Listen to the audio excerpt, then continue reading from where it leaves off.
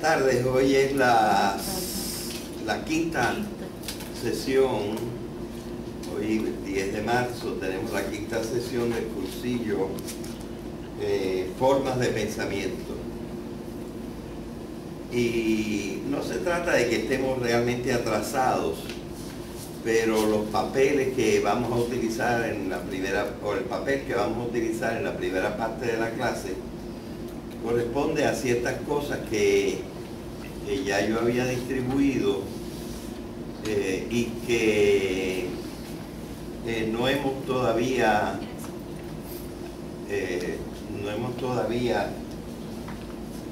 dado. Así que por eso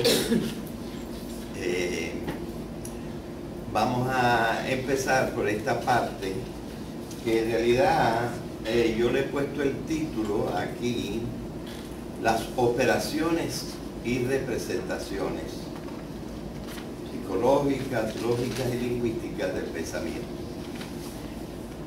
Quisiera decirles esto. A este cursillo le pusimos por nombre Formas de Pensamiento. Y naturalmente esto es un modelo de pensamiento. Pero yo no me estoy refiriendo todavía en este papel a las tres formas de pensamiento que yo quiero especialmente presentar. Yo diría que este es el modelo básico del pensamiento y que en el fondo, excepto un poco por sobre todo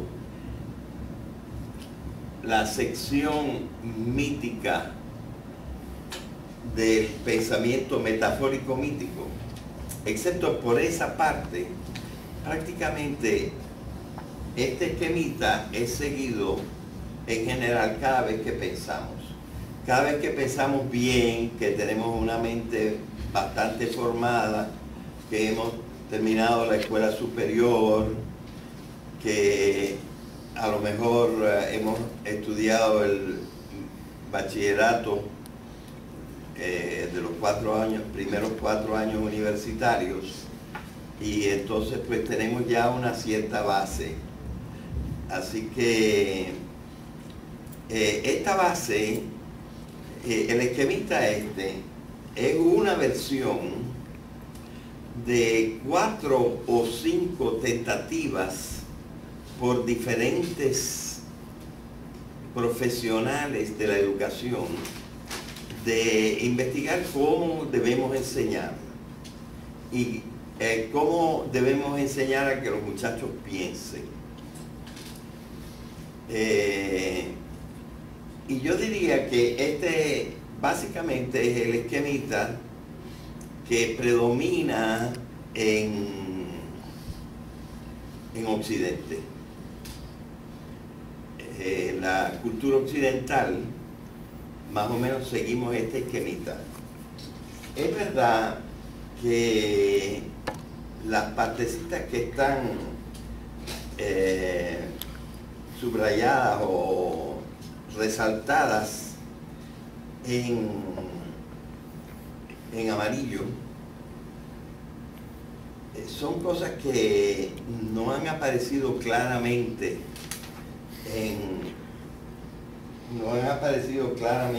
en los esquemitas más populares, pero que entonces yo he incluido. No quiere decir que nadie haya pensado, por ejemplo, en juzgar, pero no lo incluían como una operación básica del pensamiento. De manera que por eso es más bien el vocabulario el que, en cierta manera, en las partes esas que están resaltadas en amarillo, yo he incluido. También otra cosa que yo he hecho es cambiado un poco el orden de 1 o 2 procesos u operaciones, ¿verdad? Las operaciones, como que algunas le he cambiado el orden y otras no estaban subdivididas. Naturalmente, la inferencia existía en muchos modelos, pero no se había como subdividido, y entonces yo la presenté ahí subdividida. Además estaba en los esquemas anteriores, el esquema principal en que yo me apoyé estaba en otro lugar, y yo lo pasé a este lugar. Así que hay, digamos, un cierto retoque mío de cómo se ve el modelo de pensamiento occidental, y un modelo de pensamiento que se supone que prepare, digamos, para la ciencia, que prepare para la historia, que prepare en general a la gente a conocer las cosas básicas.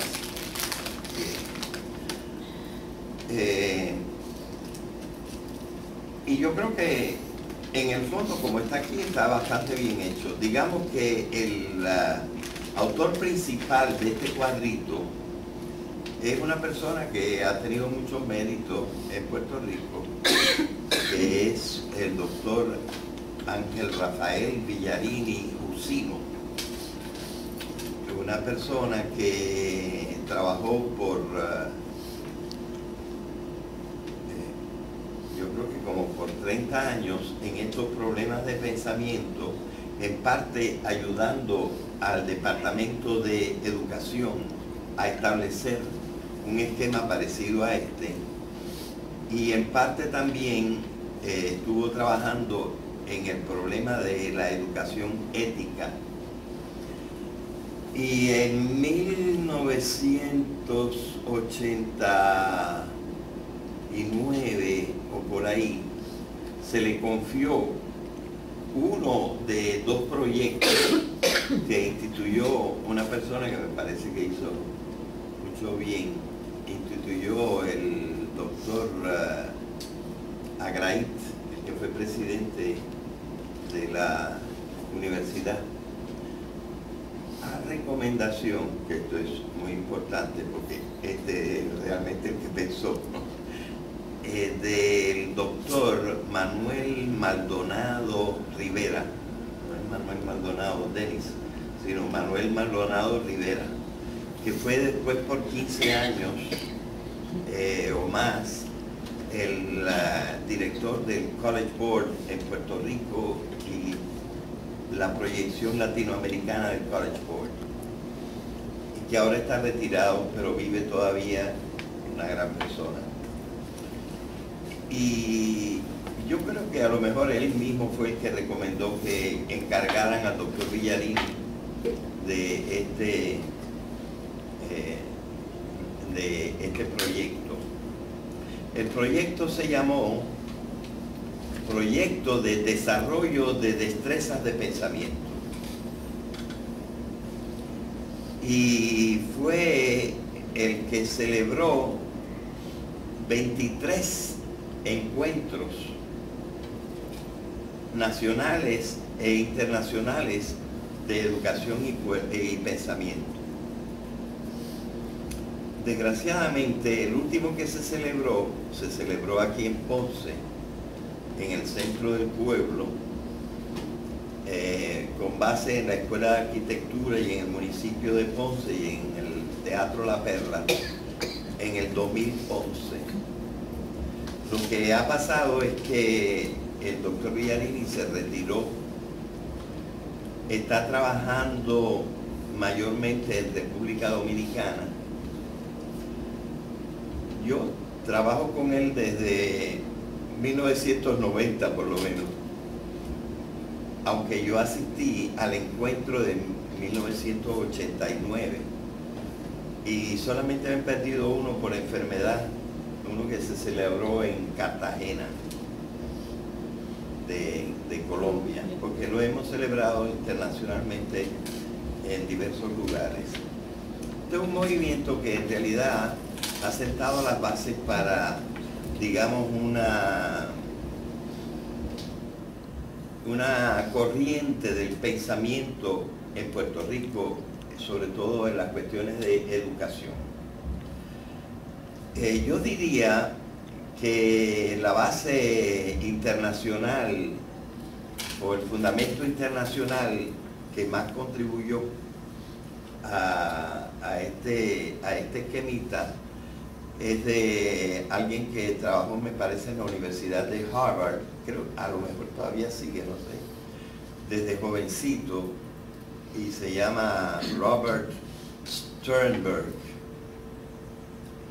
Pero tiene contribuciones evidentes de Piaget, contribuciones anteriores también, de Montessori y de muchos otros educadores, ¿verdad? Sí. Pero aquí también cosas bastante aristotélicas, ¿no? O sea que...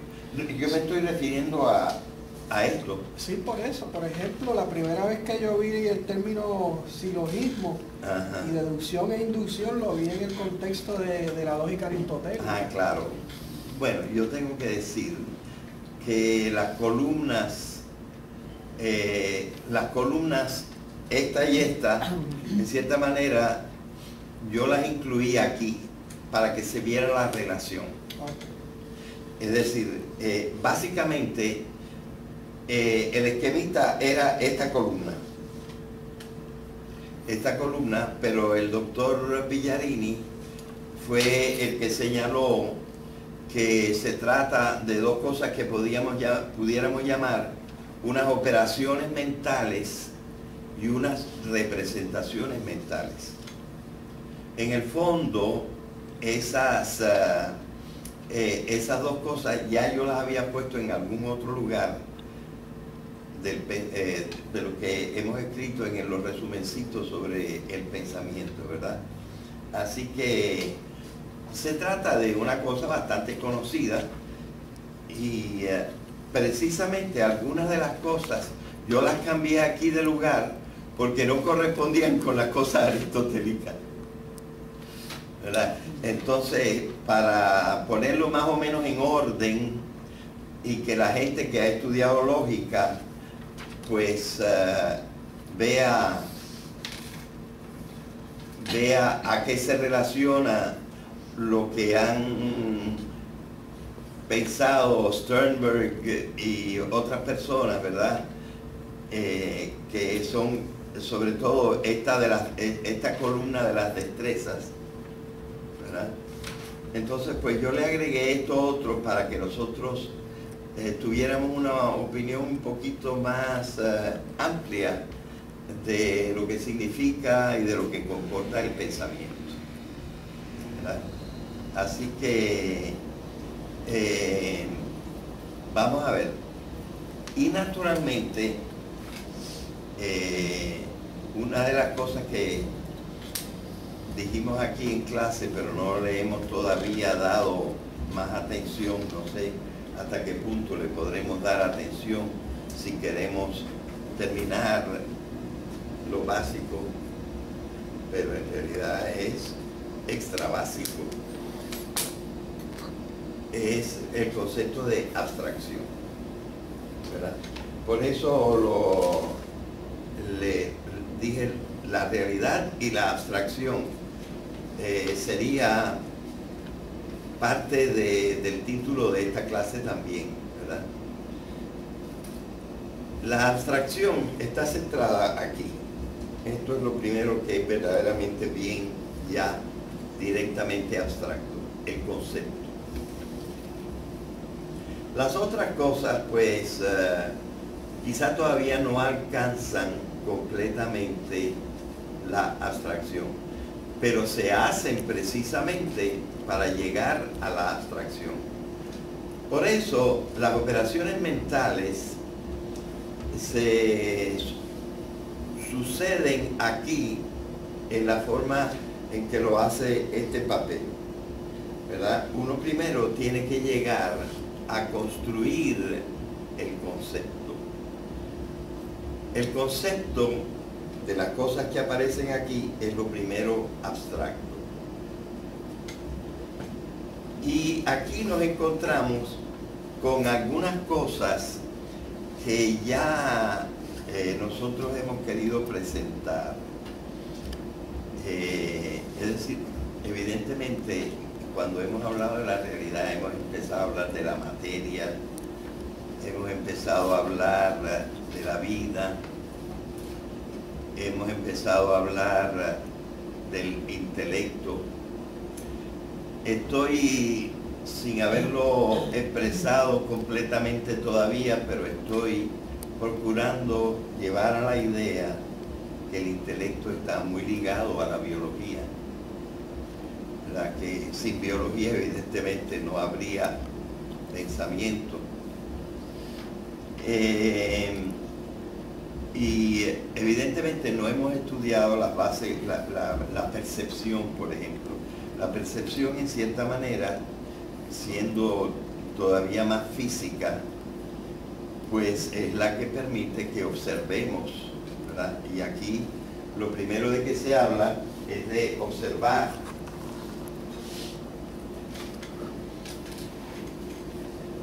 Y naturalmente esto ya huele un poquito a la teoría de la ciencia, porque sobre todo desde Hume, quizá desde Locke y luego con Kant, la ciencia piensa que el pensamiento está basado en la experiencia, y esta experiencia nosotros lo que debemos hacer con esta experiencia es educarla. En realidad esto es una educación. Estas destrezas, digamos, aunque son naturales, uno no nace con ellas, sino que hay que irlas desarrollando, estas destrezas. Evidentemente hay una técnica para observar, y esa técnica pues se va elaborando y haciendo cada vez más refinada a medida que uno va pasando de un nivel a otro de la enseñanza, ¿verdad? Así que esto ya demuestra un poquito que el pensamiento occidental está muy orientado hacia la ciencia, y que yo creo que hasta, digamos, que la educación, y hay muchas tendencias, ¿verdad?, pero la educación favorece, a lo mejor, en una forma que podría crear un cierto desbalance, favorece la ciencia, y en algunos lugares, pero eso depende de los años y de los lugares, se descuida, por ejemplo, el arte, se descuida la ética. Precisamente la educación ética fue una de las cosas que paralelamente con esto trató de desarrollar en el Departamento de Educación el doctor Villarini, con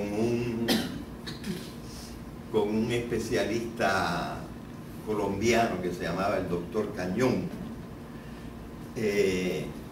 Así que esto ya va indicando cuáles son sus raíces, ¿verdad?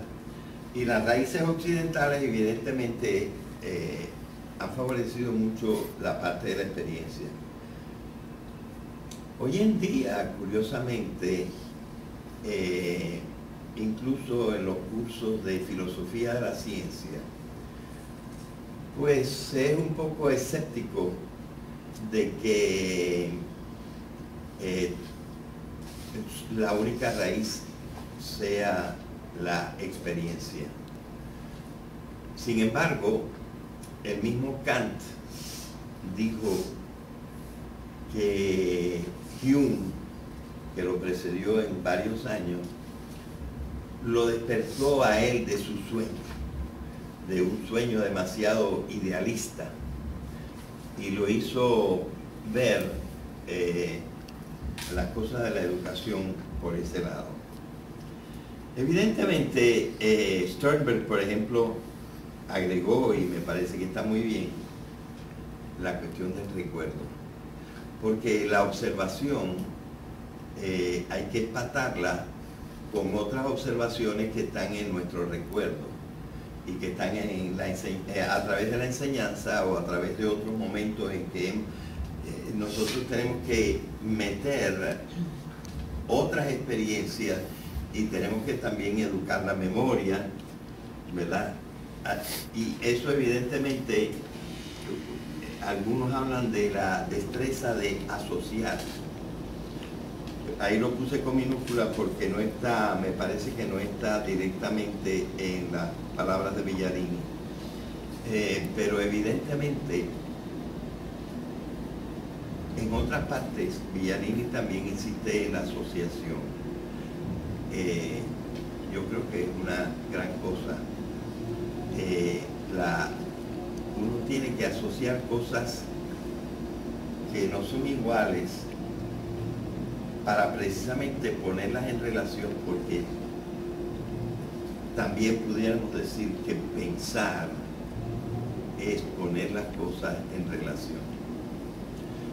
Y aunque las cosas directamente no estén relacionadas por ser una las causas de la otra, son cosas colaterales, etcétera, y uno tiene que ir creciendo hacia la integración de los diversos conocimientos que uno tiene, ¿verdad? Y entonces, pues, cuando ya uno tiene un cierto caudal, que unas partes vinieron de una observación directa de la realidad y las otras vinieron de recuerdos de estudio y de cosas por el estilo, o de experiencias pasadas, pues entonces es evidente que no todo es igual. Y entonces algunas cosas tienen elementos comunes, ahí se compara, pero también se ve que tienen elementos diferentes y por lo tanto se contrastan, ¿verdad? Están divididos en dos, eso de la asociación, en que uno va buscando diversas maneras de relacionar las cosas. Entonces viene propiamente ya el camino hacia la clasificación. Tú tienes que ordenar, ¿verdad? Por ejemplo, estos insectos que estaba observando tienen 6 patas. Y estos de acá tienen 8 patas. Y estos tienen antenas. Y esto, entonces tú vas ordenando. Y ese orden te hace formar grupos, ¿verdad? Y una cosa muy importante es darle un nombre a las cosas, porque aquí es donde entra el lenguaje.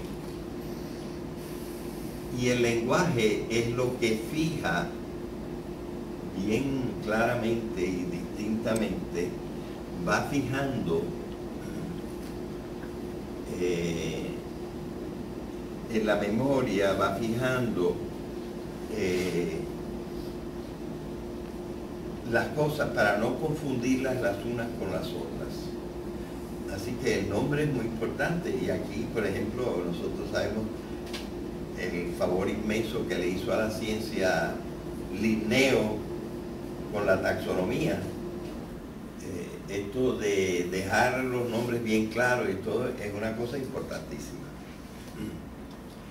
Y esto nos lleva a lo siguiente. Hasta ahora, hasta nombrar,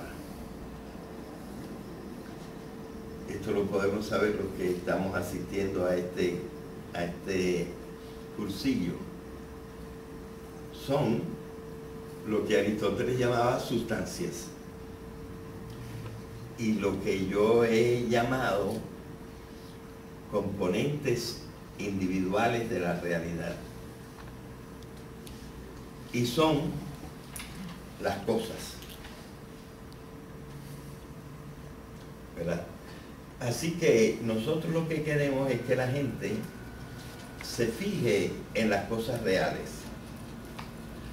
porque en cierta manera lo principal del conocimiento es llegar a investigar la realidad. Y hasta ahora lo que uno observa son constituyentes individuales de la realidad. Lo que uno recuerda es también constituyentes individuales de la realidad. Lo que uno asocia también, lo que compara, lo que contrasta, lo que ordena y agrupa y le da luego un nombre, todo eso son constituyentes individuales de la realidad.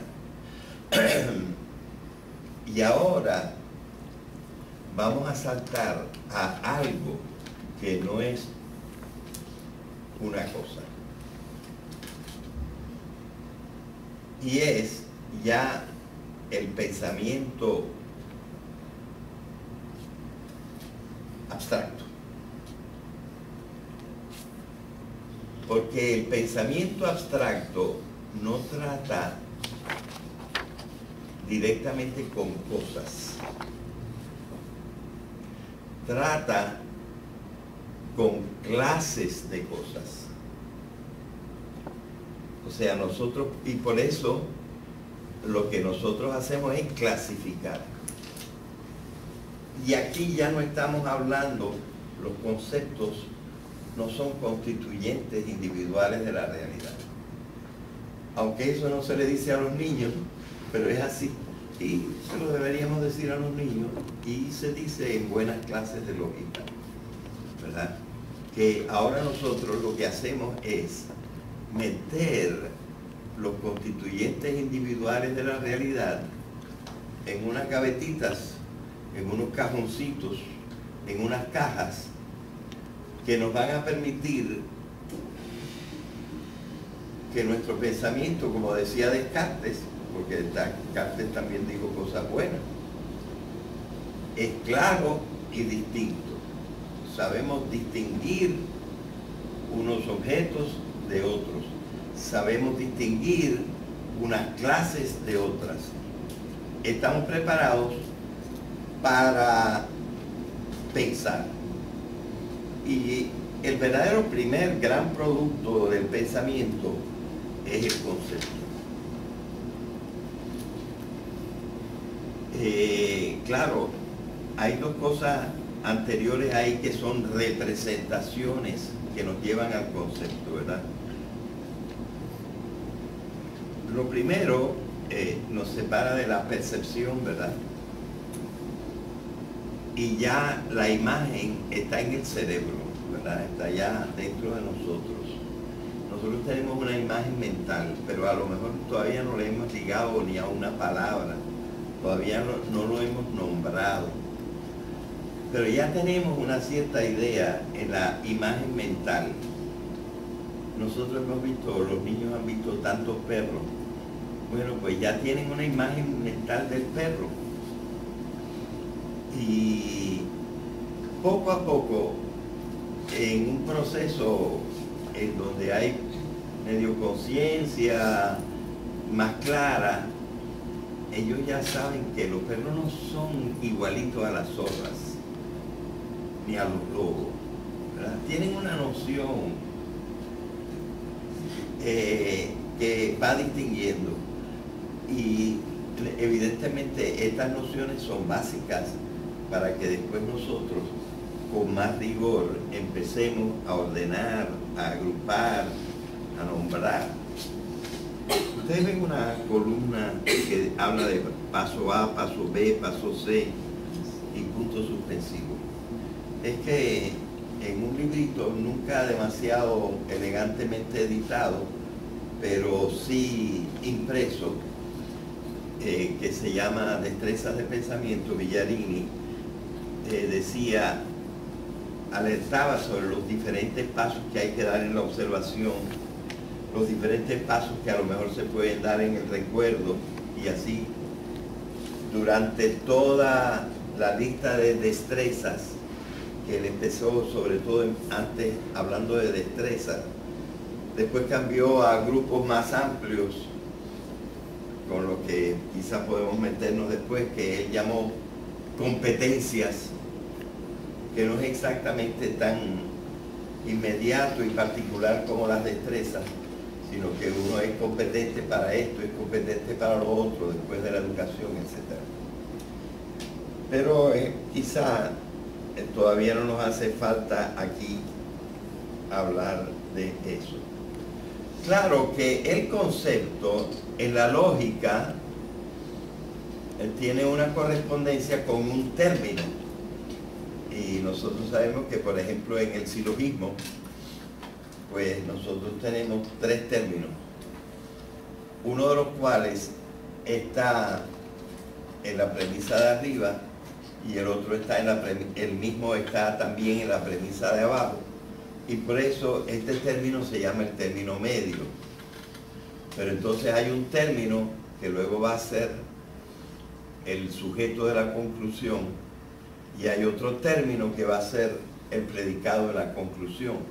De manera que nosotros tenemos que, cuando estamos estudiando lógica, la lógica nos ayuda a poner en orden el pensamiento y ver que es bastante importante tener una idea clara de un lenguaje ordenado, ¿verdad? Y los términos entonces están relacionados entre sí afirmativamente, negativamente, son universales, son particulares, tienen diferentes condiciones y uno tiene que analizar esos términos. Pero entonces todo está centrado en que nosotros tengamos una idea abstracta de cómo están organizados los componentes individuales de la realidad. Y por ejemplo, estos componentes individuales de la realidad que nosotros podemos haber estado observando son, y lo podemos poner en singular, es el caballo. Ese sería un ejemplo, ¿verdad? El caballo es ya una idea. Concepto de idea es más o menos la misma cosa. Es una idea. Esa idea está realizada en unos seres que sí existen individualmente y que son componentes individuales de la realidad.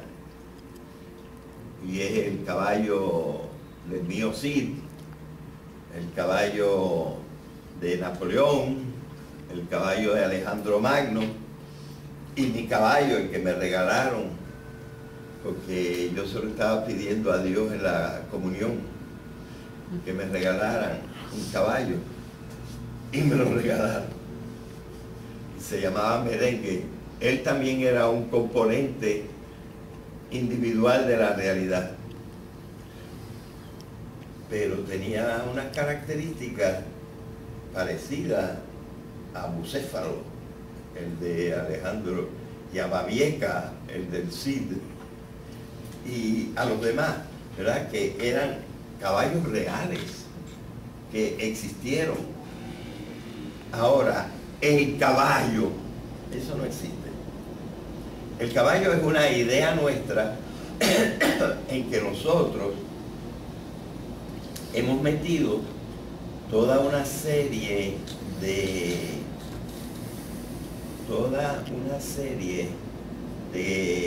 componentes de la realidad que se nos parecen.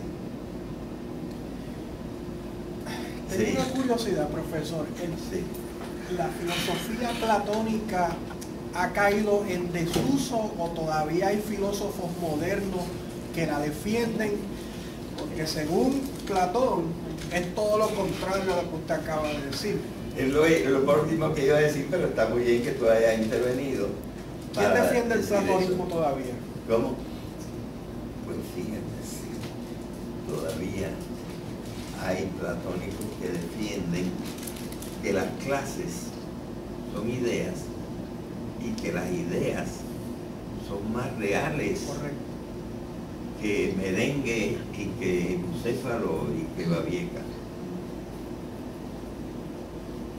Que todavía hay gente que piensa así. Así que no podemos dejarlo de lado.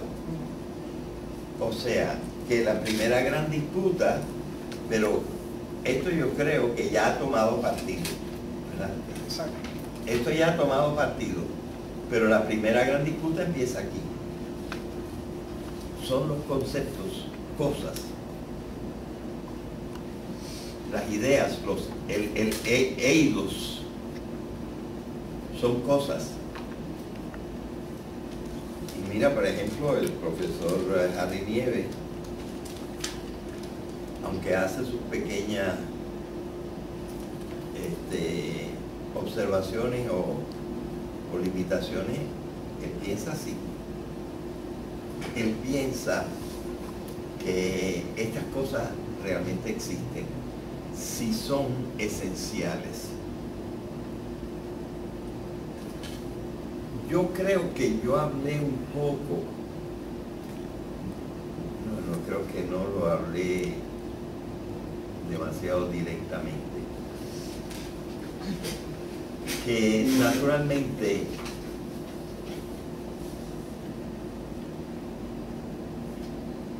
lo que realmente existe, según los platónicos, son las cosas esenciales. Es decir, las cosas sin las cuales los seres individuales no serían lo que son. Pero, por ejemplo, hay caballos alazanes,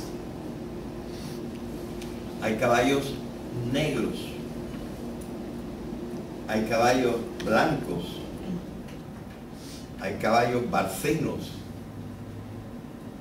¿verdad? Y para ser caballo no necesita ser ni negro, ni blanco, ni barcino, ni alazán. Entonces, estas cosas que pertenecen a lo que Aristóteles llamaría los accidentes, esos no son cosas. Pero las cosas esenciales, es decir, un caballo, para ser caballo, no puede tener la pezuña rajada. Tiene que tener la pezuña enteriza, como también los burros, los onagros, las cebras y quizá algún otro animal tengan también, y pertenecen a la clase de los solípedos, que es una clase más amplia que la de los caballos. De manera que esta ordenación, y eso es una de las cosas que hizo Linneo, ¿verdad?, nos ayudó a clasificar y a poner las cosas en su lugar. Entonces, ¿qué es lo real? Fíjate, en cierta manera, algo de razón pueden tener, porque la realidad viene así. La realidad viene en que unos animales tienen un tipo de pezuña y otros tienen otro tipo de pezuña. O sea, esos son los animales, los componentes individuales. Pero esos componentes individuales de la realidad, nosotros tan naturalmente los metemos en grupos. Y nosotros, influidos por la doctrina de Platón y de otros, ¿verdad?, ya tenemos eso tan connatural en nuestro cerebro que, usando una palabra que nos dijo, ¿cómo es el primer nombre tuyo? Wilfredo. Wilfredo. Nos dijo Wilfredo. Aquí nosotros podemos usar varias palabras. Una palabra es, podemos reificar. Reificar. Una cosa que no es un res, una res.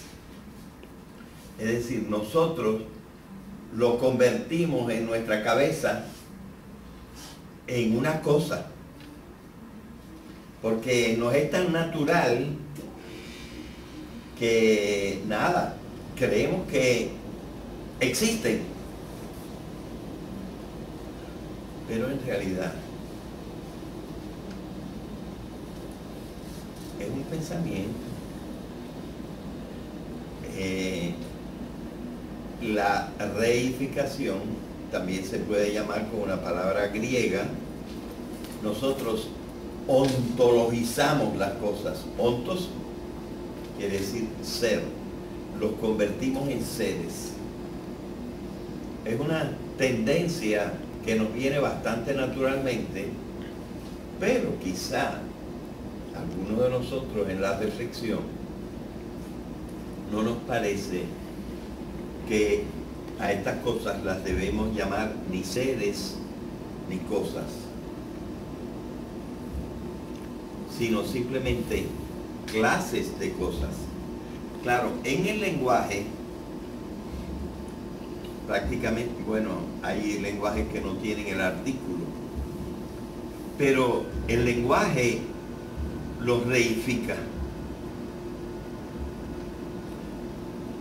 porque le ponemos el artículo, y el artículo es lo que va con un sustantivo, es decir, con un nombre que indica una sustancia. Así que en el fondo ese es también el problema, que el lenguaje te empuja un poquito a reificar las clases, ¿verdad? Y esto pues nos confunde.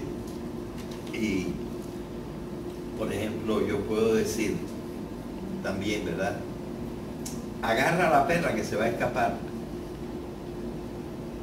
y yo lo que estoy queriendo decir es agarra a Cleo, mi perra. Ese es el ser real. A la perra, ¿verdad?, le estoy aplicando la clase a mi individuo, ¿verdad? Así que es el lenguaje, en cierta manera, el que nos empuja a no ver claro en este detalle, ¿verdad? Yo creo que nosotros deberíamos insistir un poquito en que los conceptos son clases, no cosas. Y esto nos ayudaría bastante porque si alguno leyó el artículo mío que les dije que estaba por ahí sobre la abstracción, ese artículo observa que Luz Amelia, a lo mejor usted fue maestra, ¿verdad? Sí. Y verdad que hay veces que hay profesores que para que los muchachos se metan algo en la cabeza, uno trata de no decir nada abstracto, sino meter todo concreto, porque evidentemente a cualquier niño le es más fácil atender a lo concreto que atender a lo abstracto. Y entonces hay una especie de resistencia en la educación a poner a los muchachos en el pensamiento real, en lo que verdaderamente es el pensamiento. El pensamiento, hasta cierto punto, está ya cuando nosotros conocemos que el mundo está ordenado y que tiene cuadraditos o gavetitas, como queramos decirle, en que nosotros podemos meter diferentes grupos de constituyentes individuales de la realidad. ¿Verdad? Y sí. Perdone que lo interrumpa, es que no, quería aprovechar la oportunidad para aportarle que yo soy un fanático de leer cosas que rompen prejuicios, ¿no? Ajá. Y uno de los prejuicios, en ese punto que usted está hablando de la abstracción en la educación, Pues uno de los prejuicios es que a los niños se les enseña matemáticas mejor con chinas y botellas. Ah, sí. Pues leí un artículo donde demuestran que si se les enseña conceptos matemáticos moviéndose solamente en el campo abstracto, sin cosas tangibles, aprenden mejor que traduciendo eso a cosas. Eso sí, nosotros las cosas tratamos, y materiales entonces donde se confundimos enfocan. a los muchachos. Hubo un profesor en Vieques que le enseñó, que él, de hecho, él fue a, creo que era una escuela superior y pidió a los que peor estuvieran Sí. en matemáticas y les enseñó por un método aparte, que Alterno. tengo el libro, que no es el que enseña normalmente, sino es un Pues concepto ese método rápido. Yo necesitaba. Todavía lo puedo aprender. Eso de perro viejo no aprende trucos nuevos, eso es mentira. Es tremendo el libro. Y de hecho a todos los volvió los mejores en la escuela. Sí. En matemáticas. Y fue, por cogerlo así, fue un año lo que estuvo con ellos. Así es. Yo creo que nosotros tenemos que insistir, ¿verdad? Y yo estoy El libro es ancho, pero perfectamente puedo. de acuerdo con usted, ¿verdad? Y yo doy el ejemplo también del muchacho que digo, eso ya está puesto en uno de los resúmenes, que primero el muchacho brega con las cosas, luego el muchacho puede bregar con imágenes de las cosas, y finalmente debiéramos llevarlo a bregar con conceptos de las cosas. Sí, cuando están en los primeros grados, sobre todo en preescolar, son bien literales. Claro, y hay que empezar por ahí. Pero yo creo que una de las cosas que hay que hacer es sacarlos de ese nivel. Y eso no está completamente ajeno a peligros. Profesor, ¿puedo interrumpir a Wilfredo con una pregunta? Pero entonces en ese método la abstracción se da aunque sea con algún tenue punto de referencia a algo concreto.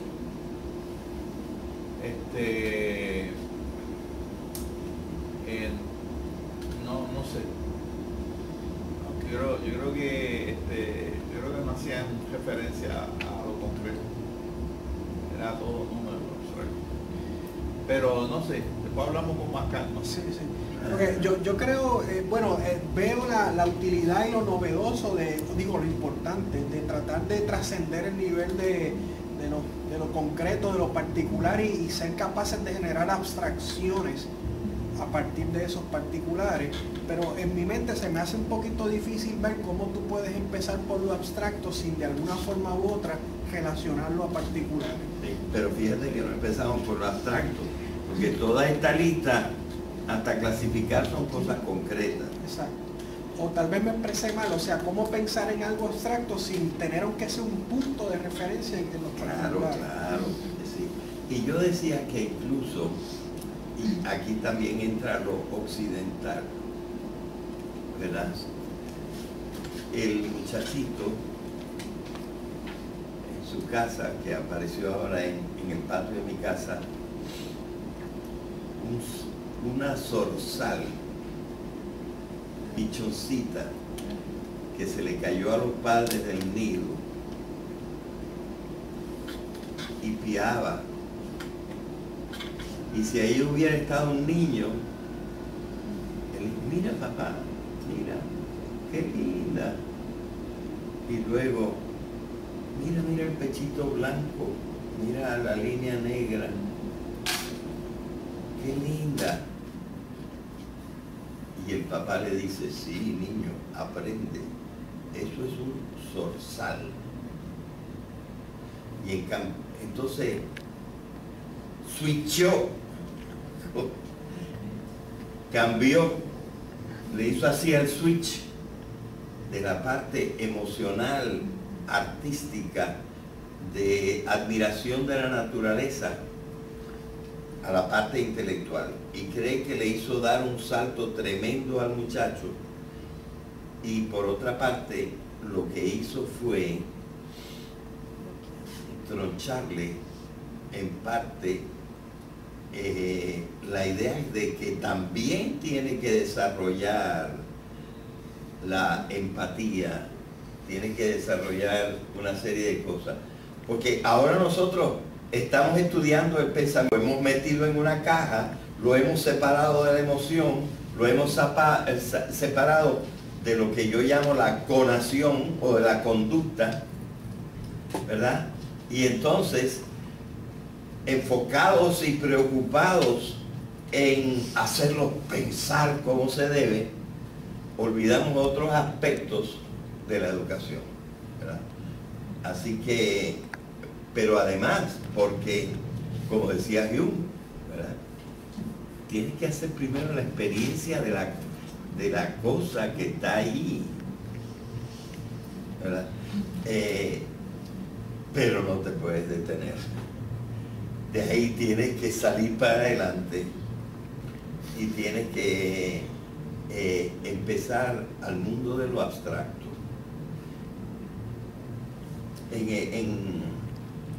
Y la abstracción tiene grados. En el artículo sobre la abstracción, yo puse un ejemplo en que lo logré, me parece, distinguiendo bastante, mencionar 16 grados, abstracción, de abstracción, de abstracción, de abstracción, de abstracción, de abstracción, 16 veces, hasta conceptos muy generales, ¿verdad? Porque las clases están metidas en otras clases más amplias, ¿verdad? Y nosotros tenemos los medios de seguir para adelante muy lejos. Y en realidad, hasta cierto punto, una de las clases de pensamiento que explicaremos después es un grado un poquito más elevado de abstracción, que incluso la abstracción que usan los científicos. Porque los científicos tienen cierto miedo de dejar el ámbito de lo real. Y lo que es verdaderamente real son las cosas. Cosas. Son los componentes individuales de la realidad, que a veces van en todos, pero esos todos están subsumidos en otros todos, y en otros todos, y en otros todos, ¿verdad? Y este trabajo es un trabajo bien difícil, y cuando hablemos de la síntesis voy a hablar de esto, ¿verdad? Pero ya ven ustedes que pues aquí hay que bregar. Los puertorriqueños a veces temen usar la palabra bregar, pero es una palabra castellana, y aunque bregar es algo físico, pero metafóricamente se puede hablar de bregar en el sentido de manipular los conceptos, manipular las cosas que nosotros observamos, etcétera, para tener una idea clara.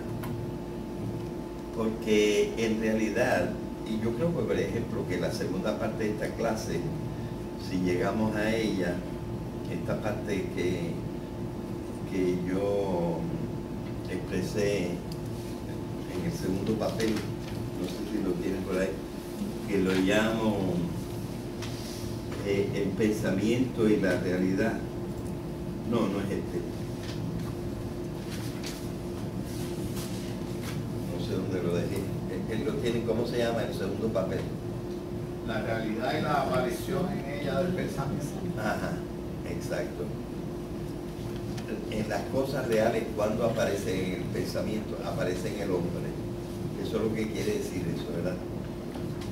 Y allí pues estamos utilizando bastante una abstracción y otra abstracción y otra abstracción, y hablando de fenómenos y dándole nombre a fenómenos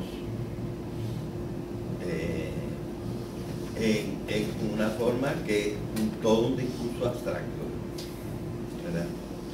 Bueno, Una pregunta, profesor. Sí. Si no me equivoco y usted me corrige, si el término filosófico que se utiliza para referirse a una abstracción que no tiene ningún vínculo con las cosas particulares específicas, si no me equivoco, se llama a priori. Es una idea a priori, o concepto a priori. bueno, lo que se llama a priori pudiera ser, a lo mejor, ordinariamente se le aplica, o por lo menos Kant lo aplicó menos a los conceptos y más a los juicios, Ok, que son el paso siguiente. ok, vale. Es decir, juzgar algo antes de haberlo visto en las cosas particulares. Por ejemplo, a lo mejor nosotros podemos pensar en esto a priori y decir,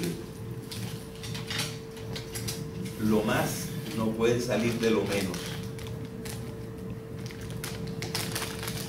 Y esto, por ejemplo, sin embargo, ¿y cómo salió el hombre del Australopithecus? Que es una de las cosas que nosotros tendríamos que pensar, ¿verdad? Pero un juicio que se puede hacer a priori, que en realidad hasta cierto punto está basado en la experiencia, pero no directamente, es ese juicio. Lo más no puede salir de lo menos. Pero ahora lo tenemos que explicar y ver cómo se puede justificar eso. Y hay una justificación fabulosa del filósofo francés todavía viviente, aunque tiene 90 y tantos años, Edgar Morin, que dice que eso que parece más en las cosas que salieron de lo menos, no vienen de la nada, vienen siempre del entorno. Y entonces lo que ha pasado es que el entorno ha sido absorbido por el ser individual y el ser individual ha subido de nivel. De la misma manera, y es el mismo concepto de la emergencia que hemos estado tratando, ¿verdad? Bueno, esto es para explicar el ejemplo que estábamos diciendo, que es lo más y lo menos. Sí, Kant decía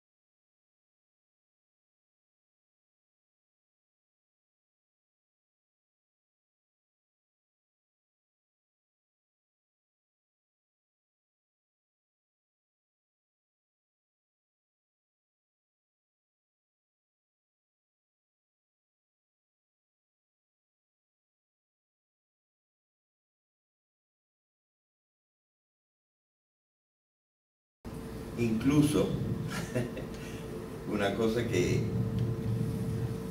está disputada y que me gustaría repasar más. Yo he escrito sobre ello, pero siempre hay que darle otra mirada cuando uno va a exponerlo, ¿verdad? Lo que se llaman los juicios sintéticos a priori. Porque los juicios analíticos todos son a posteriori. Yo lo analicé, pero un juicio sintético a priori está en otro plano, ¿verdad? Pero bueno, aquí estamos pasando y ahora lo queremos hacer, pasar del concepto al juicio. Porque el concepto tiene algo de particular. Aunque esto esté como en el entorno, ¿verdad? Porque cuando yo digo, mira, un lagartijo, bueno, yo metí el animalito que vi en una clase. Dije que ese animalito pertenecía a la clase de los lagartos, de los lagartijos. Pero en realidad, aunque no lo he dicho todavía y a lo mejor ni lo he pensado, pues ese lagartijito es verde o pardo. Ese lagartijito tiene un cierto tamaño, porque los hay así, ¿verdad? Y los hay así, que alguna gente se asusta con los lagartijos largos y grandes. Y evidentemente tú lo estás viendo y ya tú estás diciendo, es un lagartijo de los grandes. Eso ya es un juicio, porque mezclaste o empataste el concepto de lagartijo con el concepto de grande. Y aunque no lo hayas dicho, ya está en tu mente. O sea que nuestros conceptos siempre tienen alrededor un aura de juicio. Pero eso se aclara bien directamente en el lenguaje. Porque cuando yo voy a expresar el juicio, el lagartijo sirve de sujeto y luego le pongo un es o un corre o otro verbo, y entonces también a lo mejor menciono una cualidad si es con es, o también puedo mencionar una cualidad del correr como es rápidamente. O sea que ya en el concepto nosotros estamos predisponiéndonos al juicio, ¿verdad? Y el juicio no es nada más una cuestión lingüística. El juicio es en realidad una relación que nosotros hacemos entre una cosa y fenómenos, o entre una cosa esencial y unas cosas accidentales. Nosotros hacemos toda una serie de juicios mezclando, empatando conceptos, porque hay conceptos que son sustantivos, pero nosotros cuando decimos, por ejemplo, cuando utilizamos el verbo correr, en realidad correr es una acción que está metida entre un grupo de acciones, ¿verdad? No es lo mismo correr que caminar. En el correr hay un momento en que los dos pies están en el aire, y en el caminar eso no sucede. Así que cuando yo digo correr y no digo caminar, es porque hay una diferencia. Y yo me estoy fijando en la diferencia, y entonces yo estoy clasificando también las acciones, que no son cosas, sino que son fenómenos que le suceden a las cosas o que las cosas provocan, ¿verdad? Así que todo esto, nosotros, hay el concepto de correr, que es un concepto acerca de un fenómeno, y así sucesivamente, ¿verdad? Nosotros en la gramática lo hemos llevado a unos aspectos increíbles, pero déjenme decirles una cosa. Naturalmente, a mí siempre me ha encantado la gramática. Y de chiquito yo era bueno en gramática. Pero después yo enseñé gramática con la primera gramática que hizo la Real Academia Española.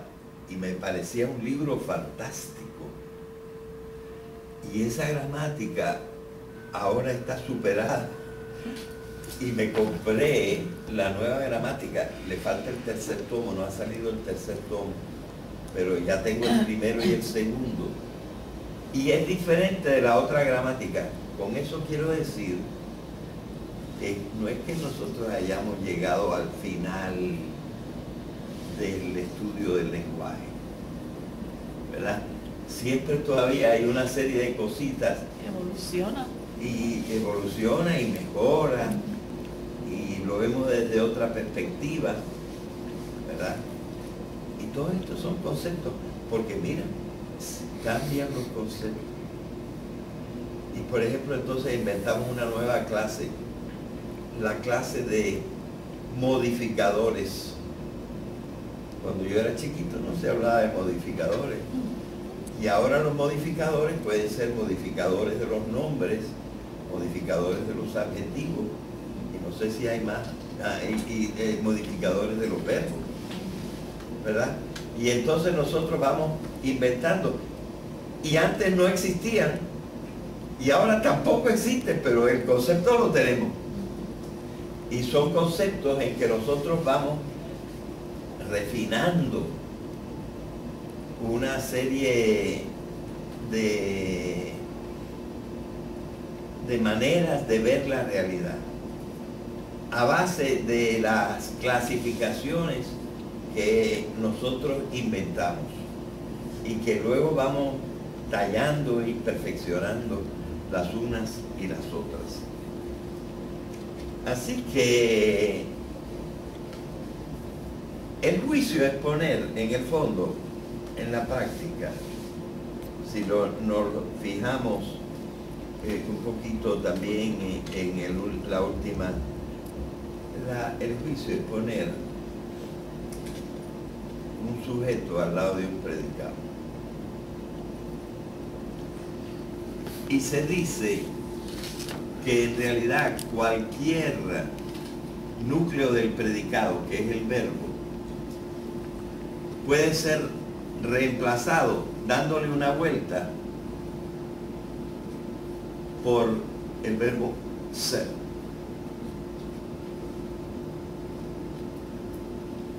Y la verdad es que dicen que así fue como empezó a estudiar Aristóteles la lógica, a través de las oraciones cuyo verbo era ser, para comparar directamente,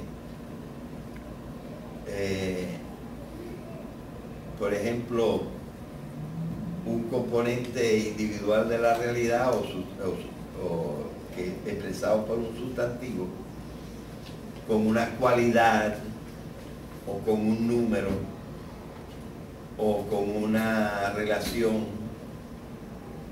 ¿verdad?, con unos accidentes, y diciendo, ¿verdad?, sean esenciales o no, esto está relacionado con esto. Es decir, es poner dos cosas juntas. Y en el fondo habría circunlocuciones que nos permitirían que el verbo fuera siempre ser, pero se vuelve un poco complicado, y entonces podemos usar cualquier otro verbo. Y ordinariamente el verbo debe ser el núcleo del predicado, ¿verdad? Así que ese es el juicio. Pero para hacer un buen juicio, ya metido en profundidad, yo lo que tengo que hacer es esa cosa, ese componente individual de la realidad, yo lo tengo que descomponer mentalmente en todas sus partes. Y si no son partes, son aspectos. Y si no son aspectos, son otra cosa. Pero yo prácticamente, excepto a Dios quizá, lo puedo descomponer. Yo puedo descomponer todo. Porque todo se puede, si no lo puedes dividir en partes, lo puedes dividir en aspectos. Lo puedes dividir en cualidades, lo puedes dividir en otras cosas accidentales. A los hombres los podemos dividir en franceses, españoles, tailandeses y de esto y de lo otro, ¿verdad? Es decir, siempre hay manera de un conjunto o un componente individual de la realidad, separarlo en sus partes o en algo que se parezca a las partes, como aspectos u otras cosas. Y al mismo Dios, nosotros le sacamos aspectos en muchas religiones. Y luego tienen relaciones la una con la otra, Shiva con Brahman o quién sabe qué, o el Espíritu Santo con el Hijo o con el Padre, y en realidad no hay cosa que no se pueda analizar. Y naturalmente, para entender lo que a veces llamamos la naturaleza de esa cosa, lo que hay que hacer es analizarlo. Mira, este tiene 2 estómagos, porque hay animales que tienen 2 estómagos. Mira, este no tiene las 4 partes del corazón. Y así entonces uno va analizando y distinguiendo, y esto le ayuda a uno a clasificar, y finalmente uno puede hacer un juicio. Y aquí estamos hablando de los juicios a posteriori, ¿verdad? Que implican haber recorrido todo lo anterior. Eso es analizar. Pero analizar sí merece que nosotros mencionemos los 3 pasos que tiene. Incluso Villarini menciona más de 3 pasos. Pero yo simplifico porque el análisis propiamente yo creo que se puede resumir en 3 pasos. El primer paso es desmenuzarlo en todas sus partes que yo pueda encontrar. La segunda parte del análisis es, ya que tú lo tienes bien separadito, ver cómo se relacionan las partes entre sí.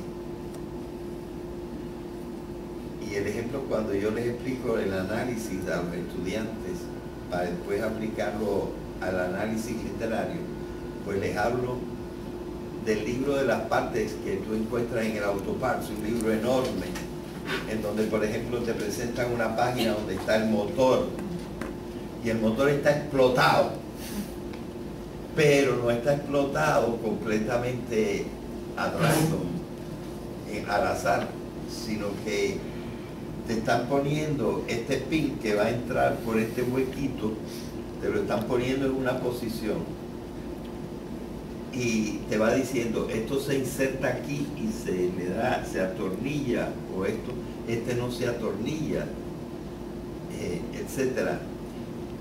De manera que tú lo que tienes que hacer es encontrar todas las relaciones que tú puedas.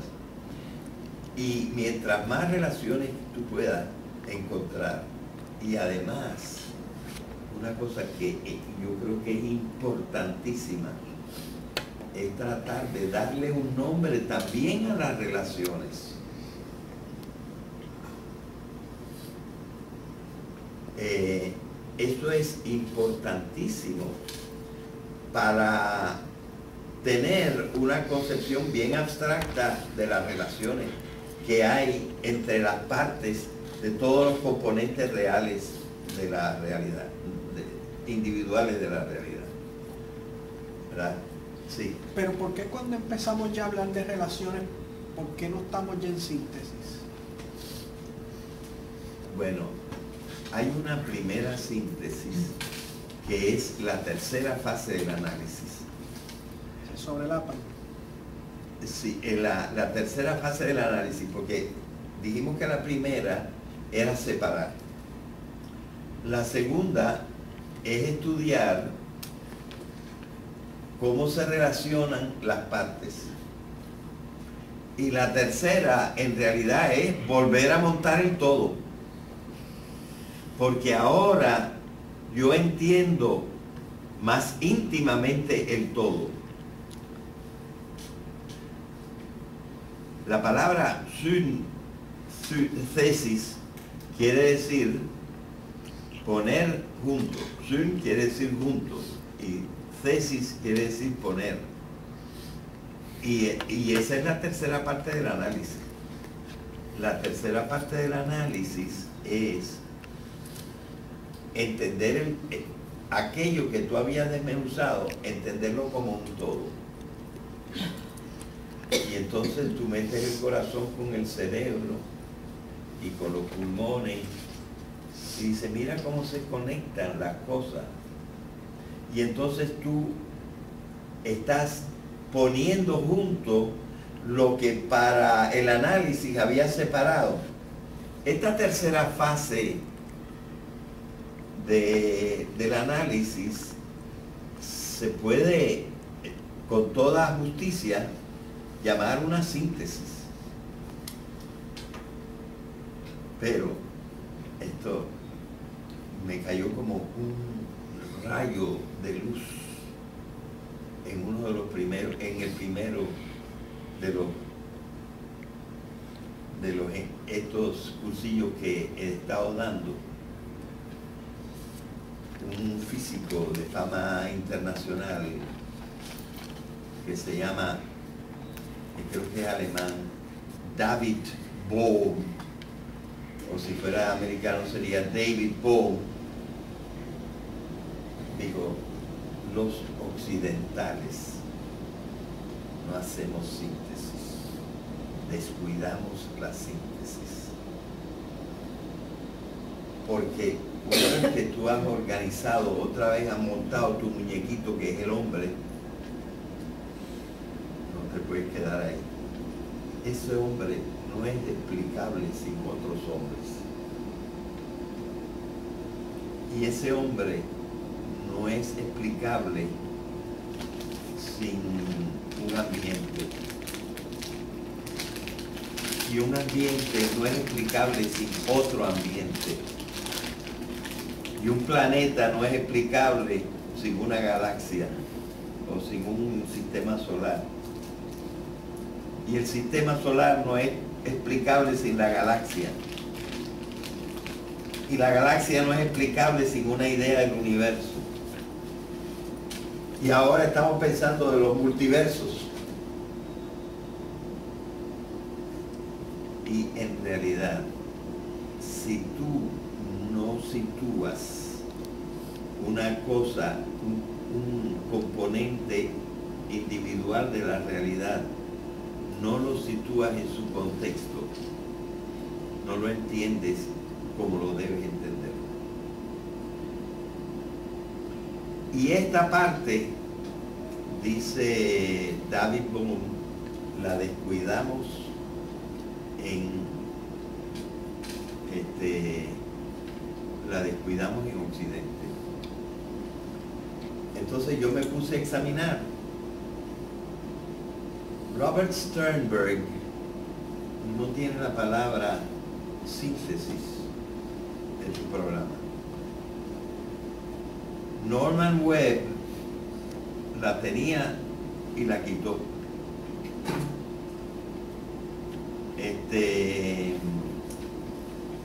Benjamin Bloom La tenía y la quitó. Porque se contentaron con la síntesis implícita en el análisis, pero no siguieron para arriba. Y eso es esencial para entender el mundo. Esa es la razón por la cual nosotros, por ejemplo, hacemos la guerra y no vemos todas las relaciones que tiene la guerra con otros efectos en el mundo, además de ganar. Entonces, ¿qué concepto exacto tú puedes tener de la guerra si no lo metes en un todo más grande? Y en realidad, ¿qué idea de la realidad tú puedes llegar a desarrollar si la realidad no está unida? Y digamos que por ahí empezaron en estos últimos años una serie de artículos que yo he ido escribiendo en la revista Ceiba con esto. Los hombres no nos hemos puesto de acuerdo todavía completamente en la idea de que la realidad es una sola. Y en ese artículo que yo he llamado La visión de la unidad de la realidad, yo digo, los que más se han acercado a la síntesis son los físicos y los científicos en general. Ellos conciben la realidad como un todo. Pero si después tú te vas a los filósofos, allí cada uno piensa lo que quiere. Y digamos que ni la mitad creen que la realidad es una. Y el primero, digo, el que ahora resalta más que ninguno, Descartes, ¿verdad? Pensando que la realidad está compuesta de dos cosas incompatibles la una con la otra, porque las dos son cosas, las consideran cosas.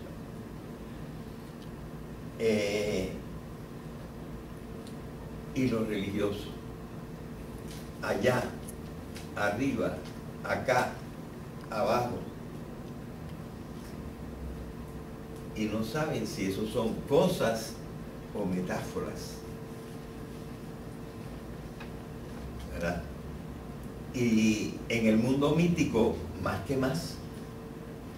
Es decir, la síntesis, por ser algo tan adelantado en el proceso de pensar y de juzgar sobre la realidad, se queda siempre a la mitad. Y es una cosa que en realidad no nos permite entonces ser más correctos en nuestra visión de la realidad.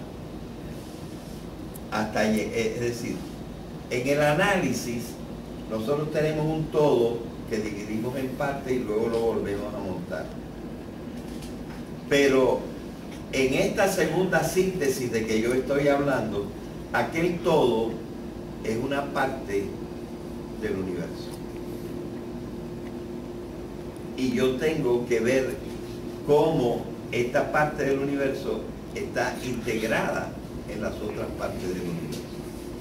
Porque si no, en realidad no me estoy dando cuenta de lo que es, lo que se llama la realidad. Así que por eso yo lo que hice es reintroduje este segundo tipo de idea de la síntesis. Cuando tú al todo lo consideras una parte de algo más grande, porque en realidad siempre vas a encontrar algo que sea más grande de lo que estabas observando. Bien.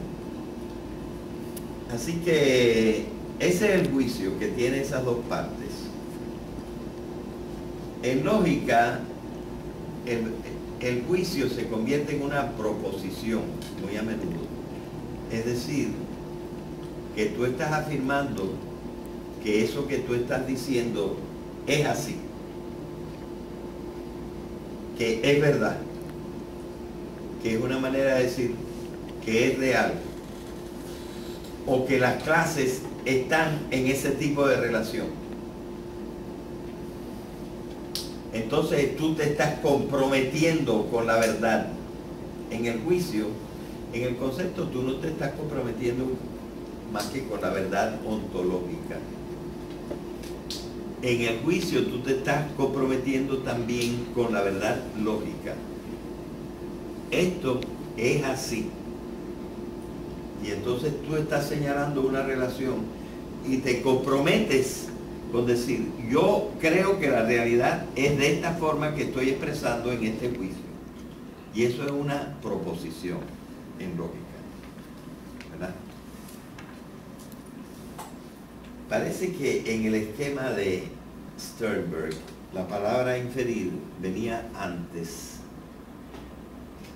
Y en realidad, por eso es que yo agregué asociar, porque las inferencias de que habla Sternberg y que hizo a Villarini poner e inferir antes de analizar, cometiendo, a mí me parece, una cosa que él nunca me admitió, cometiendo un error tremendo de poner, inferir entre los pasos para llegar a un concepto. No. Inferir es, fíjate, igual que el juicio es relacionar conceptos, la inferencia es relacionar juicios.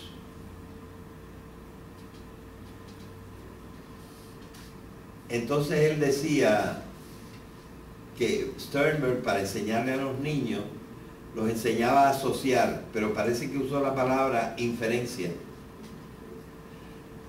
Pero, por Dios, todos los libros de lógica ponen la inferencia como una forma de razonar, o dicho con otra palabra, de raciocinar, ¿verdad? Y hay diferentes tipos de razonamientos y todos son posibles. El más elemental es ese de inferir inmediatamente. Si tú has estudiado los términos en la lógica, tú encuentras que hay 4 tipos de preposiciones. Una preposición que llamamos a. Esta preposición es al mismo tiempo universal y afirmativa. Tenemos otra proposición que se llama E, que es universal y negativa. Por ejemplo, cualquiera, los hombres no son frutas. Me estoy refiriendo a todos los hombres, aunque no lo diga, y me estoy refiriendo a todas las frutas. Es universal. Y estoy diciendo que el uno no es el otro. Pues esta es una oración universal negativa. Así que tenemos universal positiva, universal negativa. Entonces hay una particular afirmativa y otra que es particular negativa. Entonces, ¿qué cosa es la inferencia inmediata? Sin necesidad de relacionar mucho, tú puedes de un juicio así pasar a un juicio así. Por ejemplo,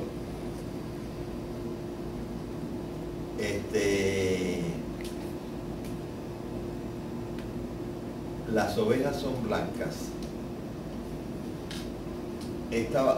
Cualquier oveja, esta oveja que yo tengo aquí es blanca. Si fuera verdad, ¿verdad? Pero yo paso de la proposición dicha de todas las ovejas a mi ovejita. Eso es una inferencia inmediata. Entonces, yo puedo pasar de aquí, yo puedo pasar acá y decir, por ejemplo,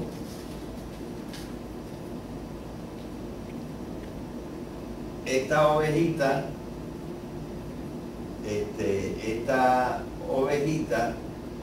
es blanca, porque todas las ovejas son blancas.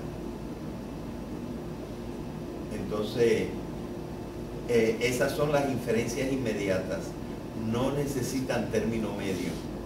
In medio, sin medio. No hay una frase que se tenga que poner entre la una y la otra, porque yo automáticamente, si yo conozco los 4 tipos de proposiciones, puedo pasar de la una a la otra por inferencia inmediata. ¿Sí? ¿Sí? La E y la O no son negativas. Sí, las dos. Entonces, para pasar de lo universal como A, las ovejas son blancas. Sí. Entonces, hacer el diagonal a O tendría que caer en el ámbito negativo. Las ovejas son blancas, pero esta no lo es. Bueno, no, lo que pasa es que yo cogí un ejemplo que no coincide con la realidad. Pero si yo afirmo y tú me aceptas que las ovejas son blancas, Ese es el universal positivo. ese es el universal positivo. Yo tengo que decir, vamos a suponer que esta ovejita se llama Bibi. Bibi no es no blanca, porque todas las ovejas son blancas. Y aunque yo no conozca a Bibi, tú lo tienes que aceptar, porque ya me aceptaste que todas las ovejas son blancas. Entonces puedes pasar de la una a la otra. Lo que pasa es que yo cogí un ejemplo que no es real, porque hay ovejas negras y ovejas de otro tipo. Bueno, esa es la inferencia inmediata.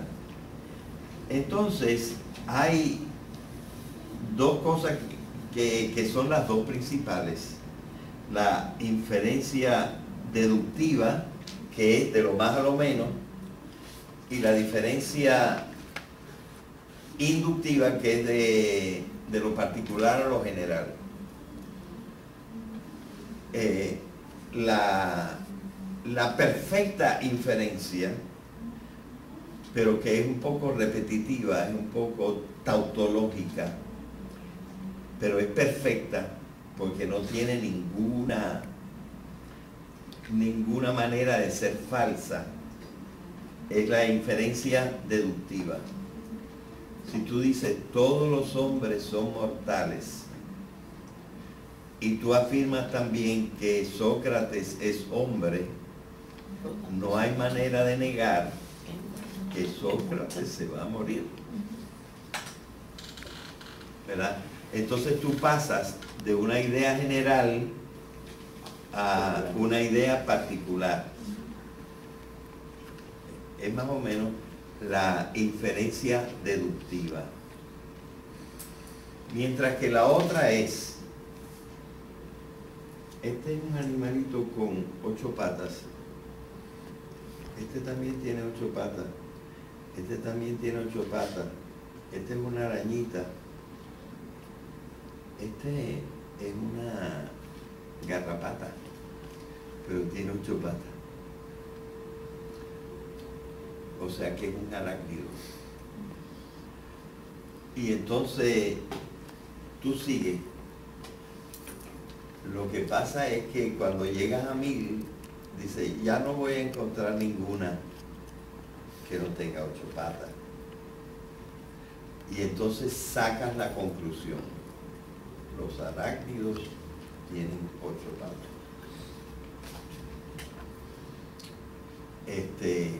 Pero ¿qué pasa? No es 100% lógico. Es estadísticamente real. Pero si tú te encuentras La primera, que no le que se le han arrancado una pata, sino que nada más tiene 7 patas o 6 patas. Nació seguro. ¿La encontraste? Se te destruyó tu inferencia, o la verdad total de tu inferencia.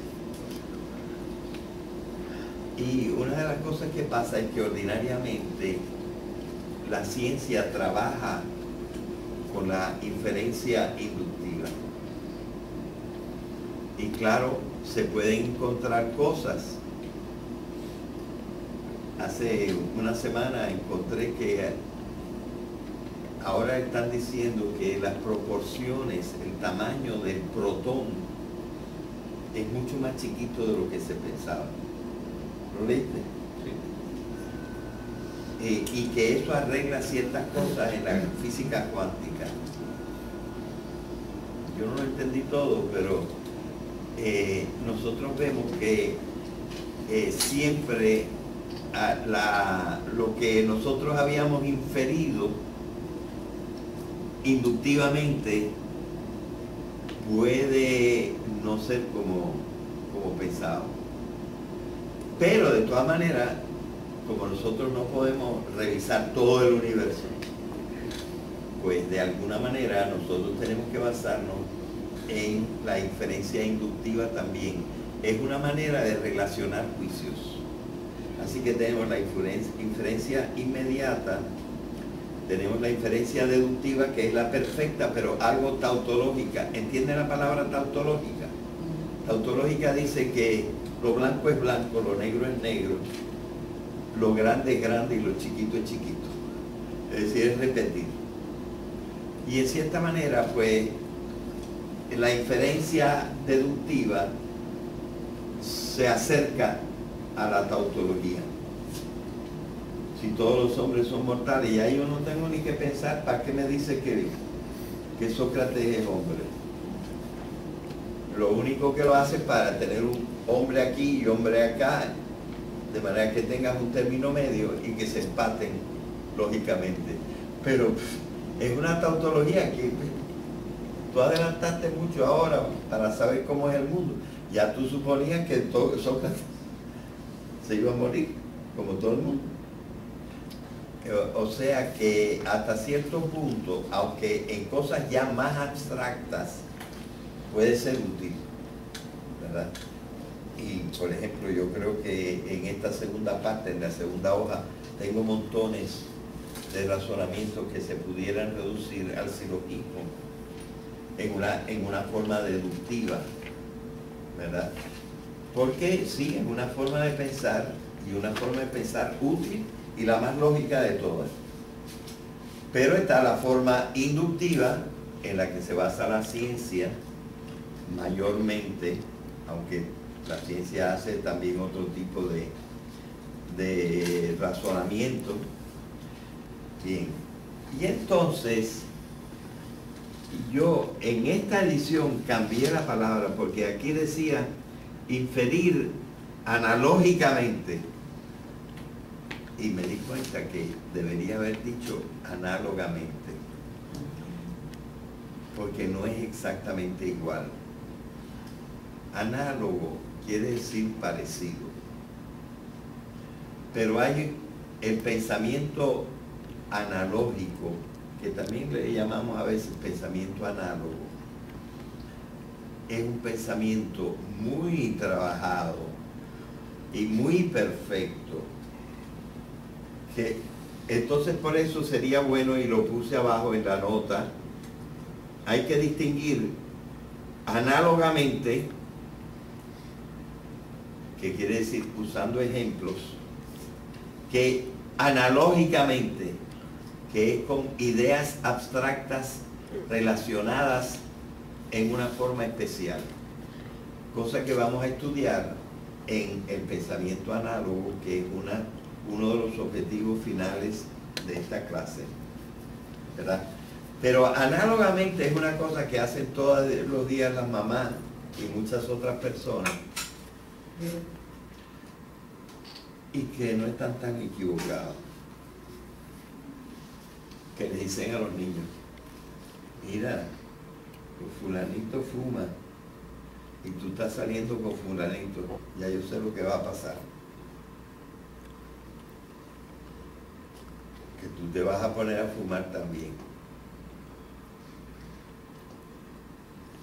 Y vamos a decir que sucede a lo mejor en el 60% de los casos, ¿verdad? Tú estás pasando de un juicio particular a otro juicio particular. Es una cosa que hacemos todos los días para muchas cosas. Estás hablando por teléfono mientras manejas. Vas a chocar.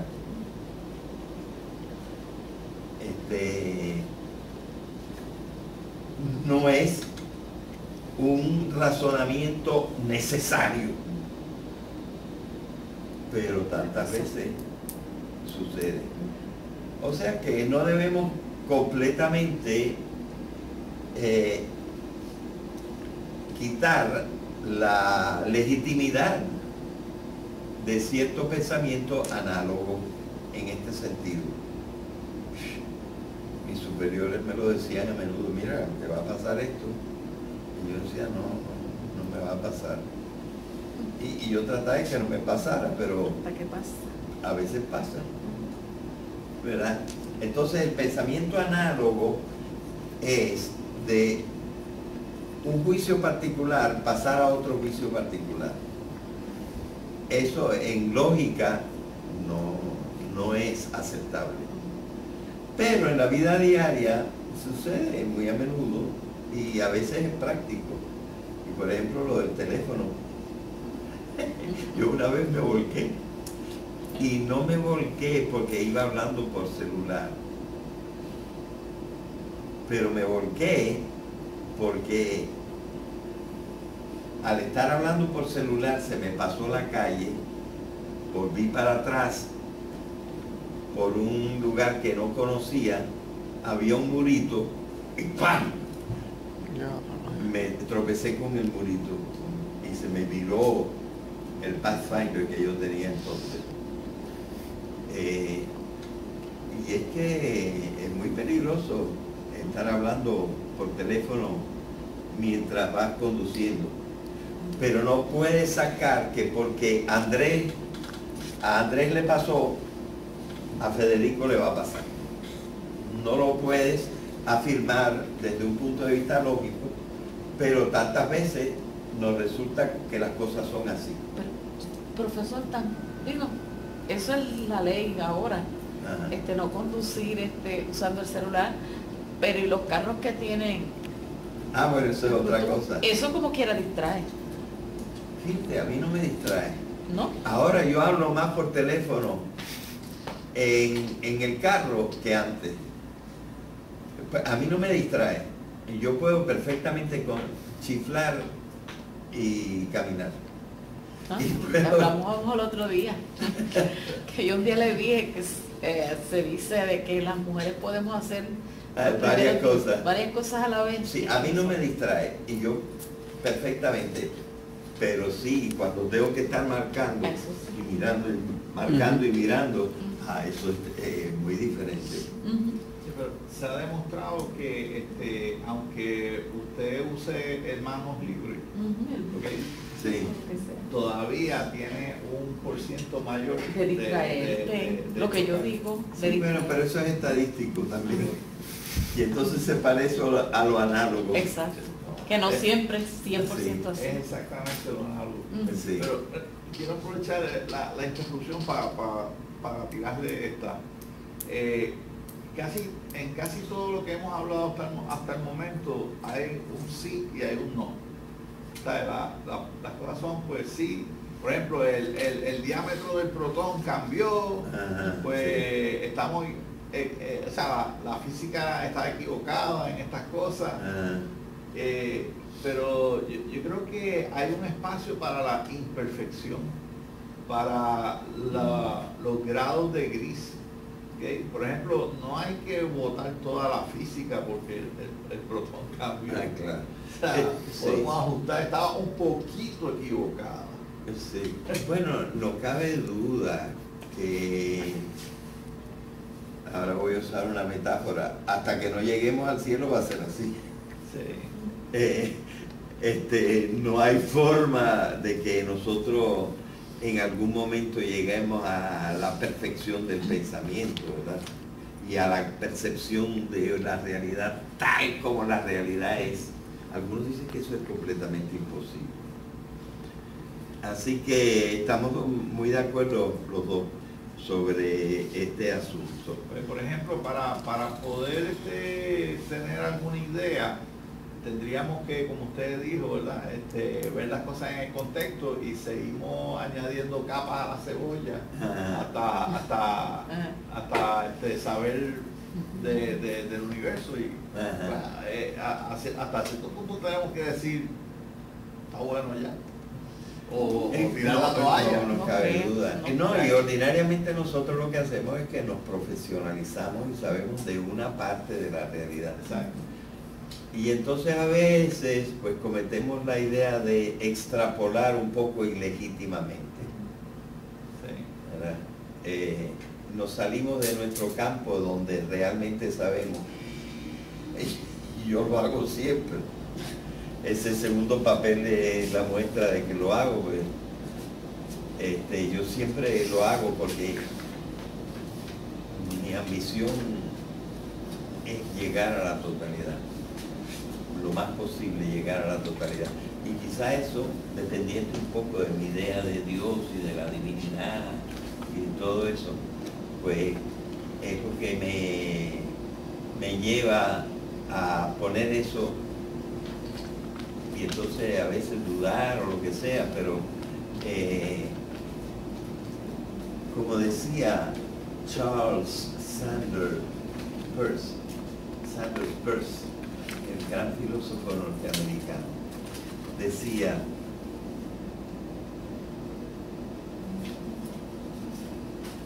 no hay juicios inductivos, no hay juicios deductivos. Bueno, sí hay juicio inmediato, no hay juicio análogo, todo eso es basura. Todo juicio es abductivo. ¿Y qué entendía él por abductivo? Él decía, todos nosotros primero pensamos a dónde queremos llegar y después buscamos el argumento para probarlo. Y eso en la realidad pasa mucho. Me parece que la gente quiere cosas. Quiere las cosas y entonces tiene que llegar para satisfacerse realmente desde el punto de vista intelectual. Quiere llegar, es decir, busca la manera de llegar por raciocinio a lo que quiere. Eso decía Charles Sanders Peirce, que es uno de los principales lógicos. Así que habría incluso esta otra forma, por abducción. Pero aquí yo he estado tratando de referirme nada más al pensamiento.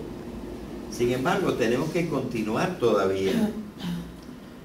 Este ya es todo y por eso en algunas hojas yo había dejado fuera la crítica y la evaluación, la había dejado fuera de esto, porque la crítica es ya un poquito repetitiva. Es decir, aquí tú estás revisando, estás dando marcha atrás y vuelves a revisar a ver si no te equivocaste en algo, o a ver si el otro cuando hizo su juicio no se equivocó en algo. Y hay 5 maneras de equivocarse, según el doctor Villalini. Y yo me he especializado en eso. Y en todos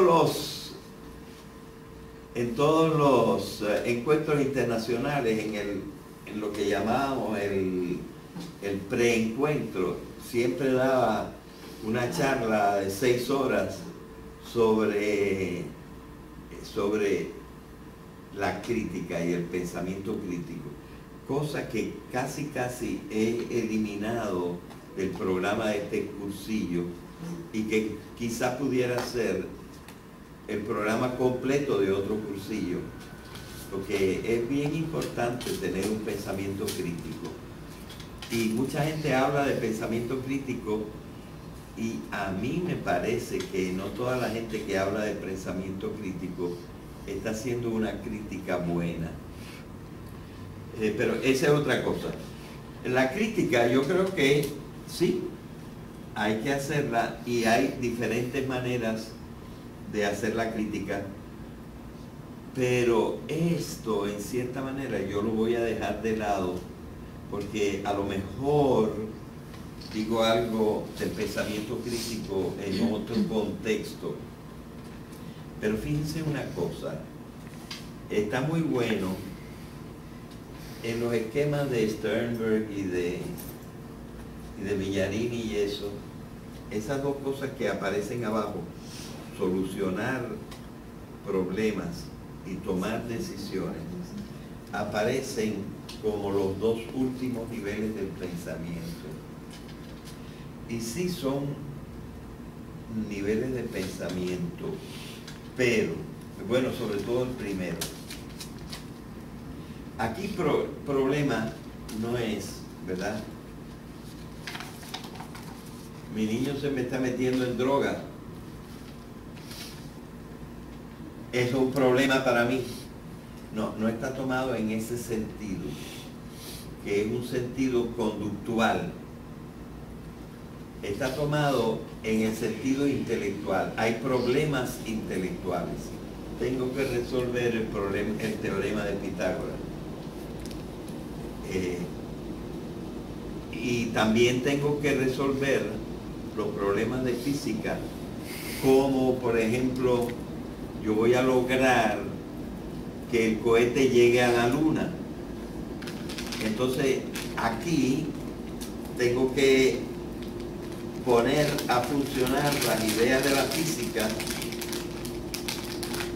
¿verdad? Y no se trata de problemas prácticos, se trata ante todo de problemas teóricos, porque yo me he querido concentrar en la parte del pensamiento. Esto es para estudiar el pensamiento. Pero tenemos que distinguir solucionar problemas de tomar decisiones en dos sentidos. Uno, esos problemas, incluso los problemas de la aplicación para llegar el cohete a la luna, o mientras yo le saco el corazón al paciente, que el paciente siga viviendo, ¿verdad? Y que necesito solucionar unos problemas de presión en el cuerpo humano, etcétera. Son problemas intelectuales, ¿verdad? Que tienen efectos sobre las cosas prácticas. Y entonces yo tengo que tener todo un aparato de solucionar el problema al nivel abstracto primero, para después poder meterlo, porque ya yo sé que la presión es uno de los elementos y que hace falta para considerar la circulación y cosas por el estilo, y lo tengo que tener en cuenta, ¿verdad? Estoy solucionando problemas intelectuales y es a lo que se refiere acá. Pero fíjense, esto nos está indicando que todo o la mayor parte de los pensamientos es para actuar. Y por eso una de mis grandes enseñanzas en las clases a los alumnos es esto: el hombre no está hecho solamente para pensar. Pensar es un medio. El hombre está hecho para actuar. Y nuestros pensamientos nos conducen a resolver los problemas para poder actuar. ¿Ya es la hora? Hace rato. No me digan. Bueno, vamos a terminar un poquito.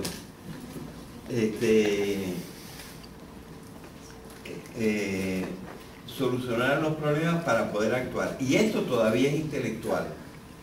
Pero hay otro nivel más práctico, y es el siguiente. A la hora de tomar decisiones hay que seguir un orden. Y en el fondo el orden consiste en una manera de bastante lógicamente eliminar posibilidades para quedarme con la última posibilidad. ¿Verdad? Y entonces, nosotros, por ejemplo, explicamos esta última, que la llamamos también una destreza, y tiene como 11 globitos que están relacionados, globitos de tercer orden, de segundo orden, de primer orden, etc. Y los globitos tienen que tener una táctica, es decir, hasta para ya estando en la cuestión de decidir, que es una cuestión de conducta, tú tienes que usar tu pensamiento y tienes que seguir un orden para hacerlo en una forma perfecta. Bien, entonces ya vemos que hemos podido por lo menos presentar en una sola clase, hemos podido presentar, digamos, el modelo de pensamiento e incluso hacer algunas advertencias acerca de ciertos peligros que hay en ciertas cosas para que nuestro pensamiento sea lo más correcto posible. Y evidentemente esto tiene mucho que ver con la lógica, y algunos de los términos de la lógica pues deberíamos conocerlos también y están puestos allí. Y como les dije al principio, aquí este modelo de pensamiento, que ordinariamente le hemos dado varios nombres, a mí yo prefiero llamarlo el pensamiento eficiente, o también a veces el pensamiento sistemático. Es la base de todo pensamiento, y no es decir, es la base para todas las tres formas de pensamiento, con algunas variaciones, sobre todo en la metáfora y en el mito, pero son las formas de pensamiento a la base de todo, y en eso hay unidad en el pensamiento, es la base completa. Bien, lo podríamos dejar aquí hoy.